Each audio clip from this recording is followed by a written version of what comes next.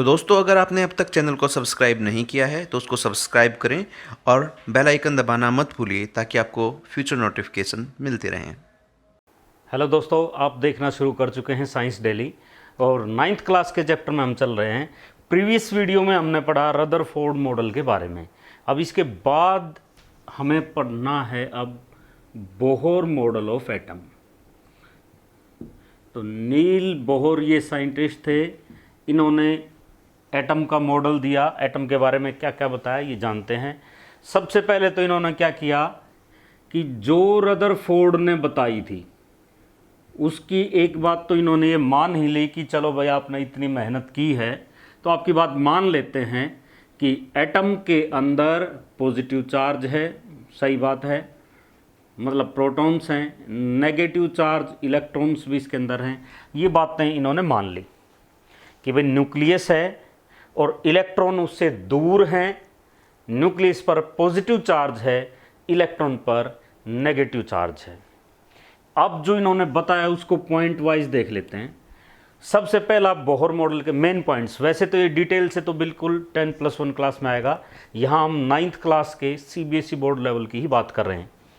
तो सबसे पहली बात इन्होंने ये बताई कि जो इलेक्ट्रॉन्स हैं वो रिवॉल्व करेंगे किस में, न्यूक्लियस के चारों तरफ करेंगे और डेफिनेट सर्कुलर पाथ होंगे। निश्चित हैं वो डेफिनेट सर्कुलर पाथ्स। इनमें क्या करेंगे, इलेक्ट्रॉन रिवॉल्व करेंगे। इनका अच्छा सा नाम भी रख लेते हैं, इनको कहा गया ऑर्बिट या शेल। और ख़ास बात यह है कि इन ऑर्बिट या शेल की फिक्स्ड एनर्जी होती है। यानी कि जो रदरफोर्ड मॉडल का ड्रॉबैक था कि भाई जब इलेक्ट्रॉन चक्कर काटते रहेंगे तो इलेक्ट्रॉन की एनर्जी कम हो जाएगी और वो गिर जाएंगे न्यूक्लियस में।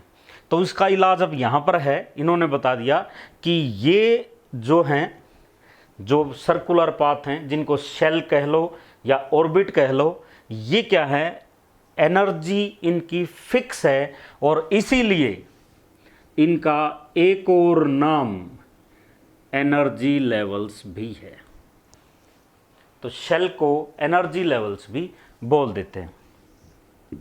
दूसरी बात, जहाँ तक इलेक्ट्रॉन्स की बात है, तो इलेक्ट्रॉन्स चक्कर काटेंगे जितने ये दूर के ऑर्बिट में होंगे, यानी कि न्यूक्लियस से जितने ये दूर हैं उतनी ही इनकी एनर्जी ज़्यादा मिलेगी। मीन्स न्यूक्लियस से अगर ऑर्बिट का डिस्टेंस ज़्यादा है, अगर ये ज़्यादा दूर है तो इसकी एनर्जी भी ज़्यादा होगी। एनर्जी से रिलेटेड है, इसीलिए एनर्जी लेवल्स इनको कहा है। मीन्स एक किस्म से ये कह दिया, रफली आप ऐसे समझ लें कि इलेक्ट्रॉन्स की ज़्यादा औकात नहीं रही इसके अनुसार, तो कि जो शेल हैं उन शेल की एनर्जी है। जैसे कि देखिए फाइनल मॉडल क्या बना इस बेस पर, ये न्यूक्लियस है जिसके अंदर कौन है, न्यूट्रॉन प्रोटॉन। अब ये निष्कर्ष है एटम के बारे में, इसको सुन लीजिए आप। न्यूक्लियस के अंदर कौन है, न्यूट्रॉन और प्रोटॉन्स हैं। न्यूट्रॉन पर कोई चार्ज नहीं है, प्रोटॉन्स पर पॉजिटिव है, तो न्यूक्लियस पर भी कैसा है, पॉजिटिव चार्ज है। ये डेफिनेट सर्कुलर पाथ हैं, ये पहला है, ये दूसरा है, ये तीसरा है, एंड सो ऑन। इनका नाम है ऑर्बिट या एनर्जी लेवल या शेल। इनका नाम रखा गया है तो इनको कहा गया, जैसे पहला है के, इसको कहा एल, इसको कहा एम, आ गया था तो इसको कहते हैं एन, या फिर इनको हम कह सकते हैं 1 2 3 4 ऐसे।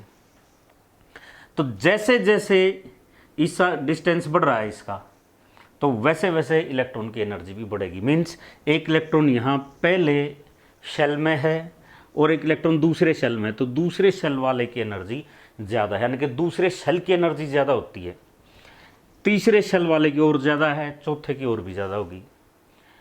अब आप सोचेंगे मैंने ये क्यों कहा कि भाई इलेक्ट्रॉन की ज़्यादा औकात नहीं। इसका मतलब ये है कि इलेक्ट्रॉन्स का तो ये है कि ये जंप करके कई बार क्या करते हैं, बाहर से कहीं से इनको एनर्जी मिल गई या आपने एनर्जी दी, हीट कर दिया, तो इलेक्ट्रॉन जंप करके अगले इसमें पहुंच जाता है।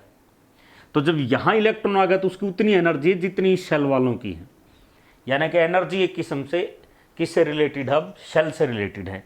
अगर कोई इलेक्ट्रॉन जंप करके यहाँ पहुँच गया तो उसकी एनर्जी उतनी है जितनी इन सब बाकी की है। जब वो चली जाएगी उसकी, मान लिया उसको लूज कर दें, तो फिर वापस आ सकता है। मीन्स इलेक्ट्रॉन ऊपर वाले शेल में भी जा सकता है और नीचे वाले शेल में भी आ सकता है। तो जैसे जैसे न्यूक्लियस से डिस्टेंस बढ़ेगा तो क्या होगा, एनर्जी बढ़ेगी। मीन्स अगर यहाँ मैं देखना चाहूँ तो थर्ड शेल की एनर्जी सबसे ज़्यादा होगी, सेकंड की उससे कम, फर्स्ट की उससे कम। अगर ऐसे हमें ये 3 शेल दे रखे और इनको जचाना हो, यही बात इलेक्ट्रॉन्स पर है। इलेक्ट्रॉन कोई थर्ड में तो इसकी एनर्जी सबसे ज़्यादा है, फिर सेकंड, फिर फर्स्ट, ऐसे है। तीसरी बात, ये जो इलेक्ट्रॉन्स हैं जो अभी मैंने बताई, ये क्या कर सकते हैं, ये हायर एनर्जी लेवल में भी जा सकते हैं और ये लोअर एनर्जी लेवल में भी आ सकते हैं। तो electrons can go to higher energy level, ऊपर वाले में भी ये जा सकते हैं, और लोअर एनर्जी लेवल, ये नीचे भी आ सकते हैं।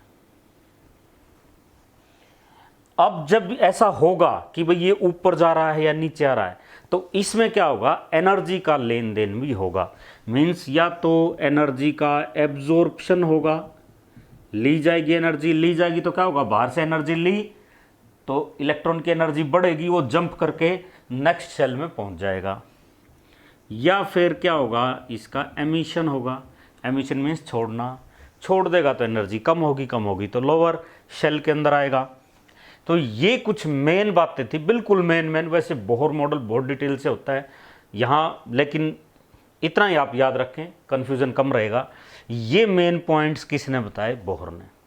हालांकि एनर्जी के बारे में उन्होंने बताया था कि ये जो एनर्जी का चेंज है डेल्टा ई, ये क्या आएगा, E2 माइनस E1 और एच न्यू, वेयर एच एक कांस्टेंट है, प्लैंक कांस्टेंट, ये बताया उन्होंने। अब हम देखते हैं कि इन शेल्स के अंदर कितने इलेक्ट्रॉन्स आते हैं। उसका भी एक फॉर्मूला है जिसे आप ये बता सकते हैं कि किस शेल में कितने इलेक्ट्रॉन्स आएंगे। तो चलो दोस्तों, फाइनल स्ट्रक्चर के ऊपर पहुंचते हैं अब, कि एटम के बारे में हम अब तक क्या समझे। हम अब तक ये समझे कि एटम के 2 पार्ट हैं।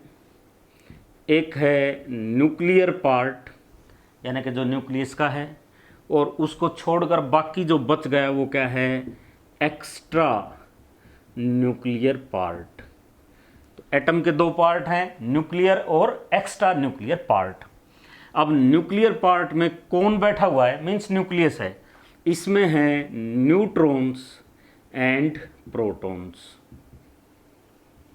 और एटम का सारा मास, लगभग सारा, अबव 99% इस न्यूक्लियस के अंदर ही होता है, बाकी सारा खाली पड़ा हुआ है। इसमें न्यूट्रॉन्स और प्रोटॉन्स हैं। नो डाउट न्यूक्लियस पर फिर चार्ज कैसा आएगा, पॉजिटिव, क्योंकि न्यूट्रॉन्स पर तो कोई चार्ज है ही नहीं, और प्रोटॉन्स पर कैसा है, पॉजिटिव। एक्स्ट्रा न्यूक्लियर पार्ट, इस एक्स्ट्रा न्यूक्लियर पार्ट में कौन है, शेल्स हैं। एक और नाम क्या रखा है आपने इनका, ऑर्बिट्स हैं, KLM, ये जो हमने अभी बात की, ये, या 1 2 3 ऐसे। इनके अंदर कौन है, शेल्स के अंदर इलेक्ट्रॉन्स हैं।